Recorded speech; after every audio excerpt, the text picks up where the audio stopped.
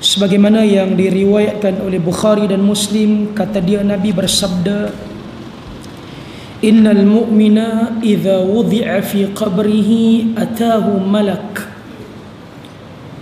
fayaqulu lahu ma kunta ta'bud fa in Allah hadahu qala kuntu a'budullah fayaqulu lahu ma kunta taqul fi hadha ar-rajul fayaqul huwa Abdullah wa rasuluh fama yus'alu an shay'in ghairiha fayuntalaqu bihi ila baitin kana lahu fin nar fayuqalu lahu hadha baituk kana laka fin nar walakin Allah 'asamaka fa'abdalaka bi baitan fil jannah fayurahu fayaqul da'uni hatta adhhaba fa ubashshir ahli fayaqulu lahu uskun.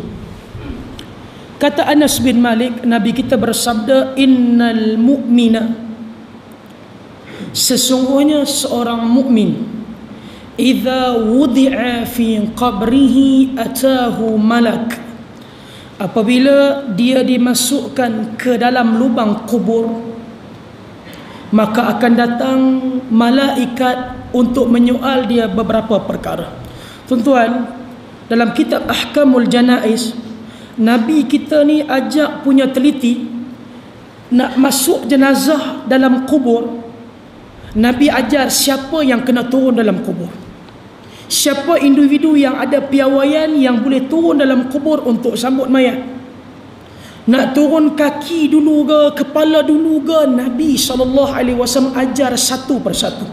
Saya tak sabar tuan-tuan nak masuk Kitabul Janaiz.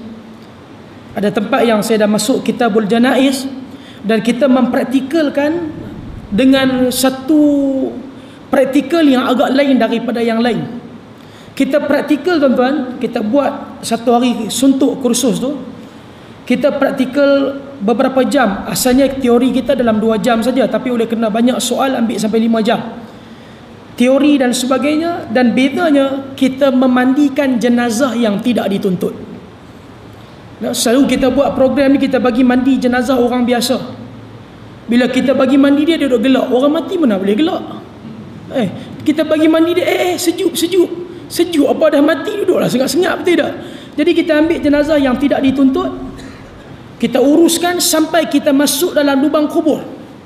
Macam mana nak letak jenazah, macam mana kita nak namakan dengan lahat, bagaimana yang dinamakan syak, Nabi ajar satu persatu. Kita tidak perlu teraba-raba.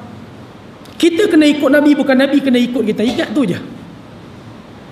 Kemudian kata Nabi, malaikat akan datang tanya kepada dia, madza kunta ta'bud, apa yang kamu sembah bila kamu berada di atas muka bumi?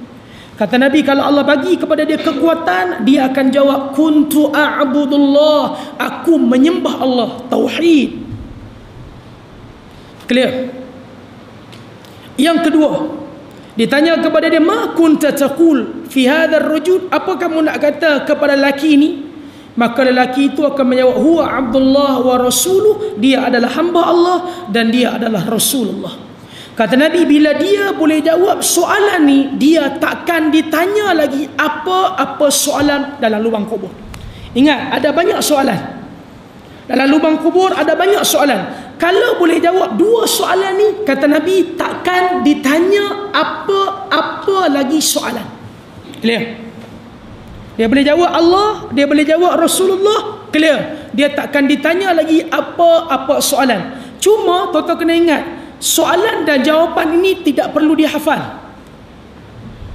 Kondisi kita, apa yang kita buat di dunia ni, amalan yang kita buat di dunia ni, amalan ni akan berbicara di dalam kubur. Kalau kita melakukan yang soleh, solehlah jawapan kita.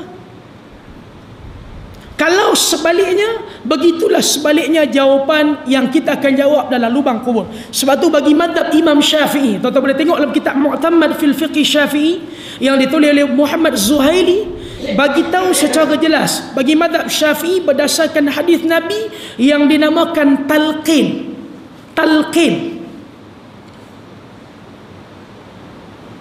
Talqin itu sebagaimana yang disebut oleh Nabi, laqinu bimaitikum bila ilaha illallah.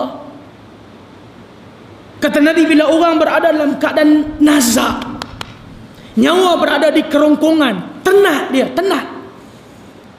Orang kita panggil apa? Nyawa-nyawa ikan. Orang putih panggil live fish. Nampak tak? Nyawa-nyawa ikan. Nyawa betul-betul di kerongkongan, nazak dah. Duduk di telinga dia, la ilaha illallah. Ni Nabi suruh. Tapi kita salah faham dengan kata-kata Imam Syafi'i. Orang Melayu kita pitalqin lepas jenazah dikebumikan. Ini sedikit kesalahfahaman yang perlu diperbetulkan. Nabi akan buat dua benda. Sama ada lepas Nabi kebumikan jenazah, terus Nabi berlalu balik dengan para sahabat, ataupun yang keduanya, Nabi akan memberi sedikit peringatan yang tidak formal. Istaghfir li akhikum, sahabat sekalian, minta ampun kepada sahabat kita yang baru dikebumikan. Dia akan ditanya sebentar lagi. Tidak formal. Maksudnya kita boleh olah secara tidak formal. Bagaimana persediaan kamu? Esok lusa kamu pula akan masuk dalam sini. Amalan yang kamu buat tu adakah ikhlas? Adakah kena dengan petunjuk Nabi? Bagaimana dengan ahli keluarga kamu yang kamu kena bertanggungjawab? Selesai. Sebab tu nak talqin sebelum orang tu meninggal dalam keadaan nazak. Benda ni tuan-tuan, kita ambil masa untuk betulkan. Macam kita sebut dalam kuliah yang lepas, kita ambil masa betulkan mandi safar, kita ambil masa nak tinggal bubur Asyura dan sebagainya, termasuk benda-benda macam ni. Ambil masa, tapi kena bagi tahu. Ini kita lepas jenazah dikebumikan, ada orang pula bagi tahu kan, sebentar lagi akan datang malaikat, jangan takut, dia adalah hamba Allah. Dia tanya kamu soalan, kami sediakan jawapan. Amboi, dia ingat pak belakang dia agak malaikat, nampak tak? Jadi ini satu benda yang ambil masa dibetulkan. InsyaAllah satu hari mesti diperbetulkan. Saya cerita kepada tuan-tuan bulan 3 tahun lepas, bila saya berkhutbah di Masjid Mardi, Masjid Kompleks Pertanian Mardi, yang disebarkan Khatamun Nubuwah, disebarkan secara luas. Saya ingat di masjid ni pun ada kan, Khatamun Nubuwah. Kita sebut dalam hadis Tirmizi Syama'il Muhammadiyah, ya, ada diceritakan Khatamun Nubuwah, yakni di antara baina katifain, di antara dua pelikat Nabi, di antara dua pelikat Nabi ada tanda-tanda kenabian Nabi. Satu benjolan sebesar telur burung puyuh. Dalam hadis Tirmizi, Abu Aisyah Tirmizi, satu benjolan sebesar telur burung puyuh di antara dua pelikat Nabi. Bukan besar pun tuan, sebesar telur burung puyuh di antara dua pelikat Nabi. Tuan-tuan tak usah pegang lah, tuan-tuan tak ada ni Nabi. Dia kata saya pun ada. Itu bukan tanda kenabian, tanda-tanda ketumbuhan dia panggil, nampak tak? Takat tu je. Tiba-tiba malangnya orang agama ambil peluang untuk bisneskan benda ni. Dia pergi ambil satu hadis daripada Tirmizi Al-Hikam, bukan Al-Hikam, Al-Hakim, seorang pendusta hadis, bagi tahu di belakang Nabi ni ada bentuk 3 segi mohor macam tatu, ada tulis dengan ayat Quran dan sebagainya, letak di rumah. Bila kita nak tengok keluar perjalanan kita selamat dan sebagainya, kita sebut. Alhamdulillah, baru ni bulan 12 JAKIM mengeluarkan fatwa, sesungguhnya Khatamun Nubuwah itu syirik, khurafat kepada Allah. Ada fatwa? Ada, tapi lambat dah. Ada, tapi lambat dah. Kena sabar tuan-tuan. Yoga masuk Malaysia tuan-tuan daripada tahun 80-an. Tahun 2008, 2009 baru fatwa datang keluar kata yoga haram. Ada tak fatwa? Ada, tapi lambat. Macam kami balik dulu di Malaysia, balik daripada luar negeri, balik Malaysia, duk bagi kuliah di Pulau Pinang dan sebagainya. Kita sebut masalah kubur, binaan atas kubur.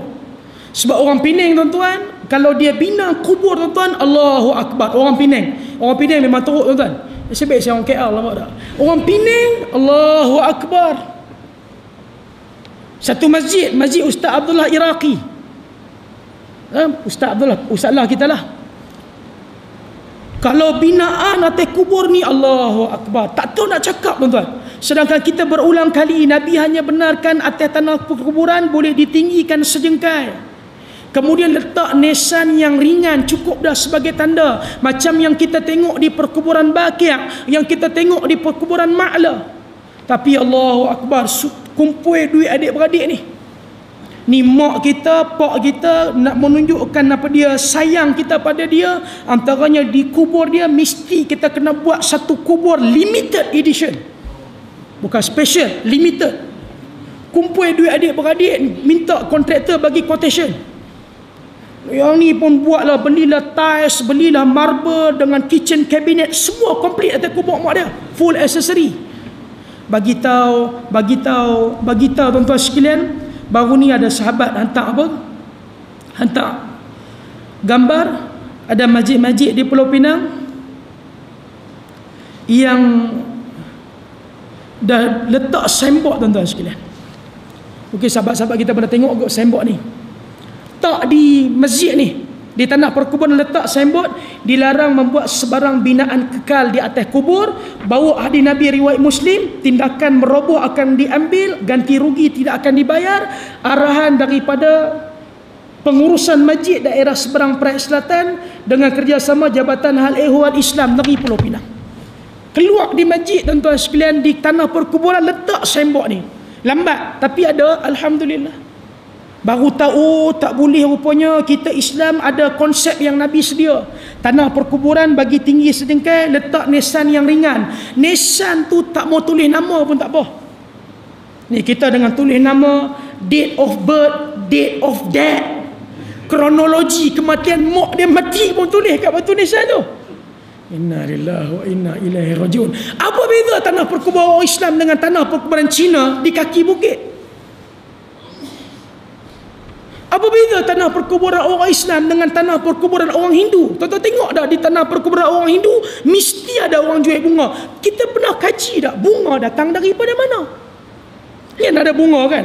Kita kena tahu orang India dengan bunga ni tak boleh lari. Pak dia mati saja, dia akan letak bunga di di gambar, pi kubur, tak bunga, siram dengan air dan sebagainya. InsyaAllah tuan-tuan kita sebut orang faham. Akhirnya signboard ni didirikan di kebanyakan masjid di Pulau Pinang. Sebab tu saya berbangga jadi orang Penang. Nampak tak? Tadi orang KL, sekarang orang Penang balik, nampak tak? Tapi ambil masalah. Cuma kena ada pencetus. Nah, kalau kita pun ikut apa dia macam orang buat, takut orang cela kita, takut orang tak suka dengan kita, akhirnya orang rosak kerana orang agama.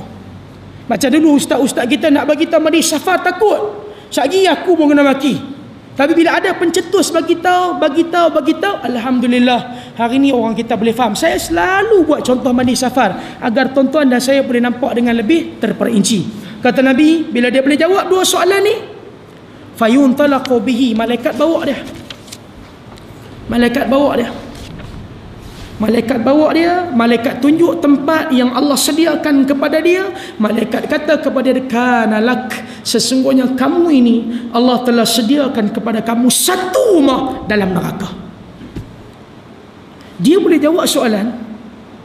Tiba-tiba Nabi kata, malaikat kata kepada dia, kamu Allah dah sediakan satu rumah dalam neraka. Sebab apa? Amalan kamu amalan ahli neraka. Tetapi di akhir usia kamu, Allah bagi petunjuk kepada kamu, hidayah kepada kamu, kamu melakukan kebaikan yang minima dan maksiat yang kamu buat itu maksima. Oleh kerana kamu bertaubat, di akhir usia kamu direntap kamu keluar daripada neraka. Dan sekarang Allah sediakan kamu satu rumah dalam syurga. Allahu Akbar. Tuan-tuan, nak tentu kita punya kondisi ni di akhir usia. Lepas tu kita diajar doa, Allahumma khtim lana bihusnil khatimah wa la takhtim alaina bisu'il khatimah. Ya Allah, ya Tuhan, kami mintalah kami ni mati dalam keadaan yang baik, husnul khatimah, dan janganlah bagi kami mati dalam keadaan sebaliknya.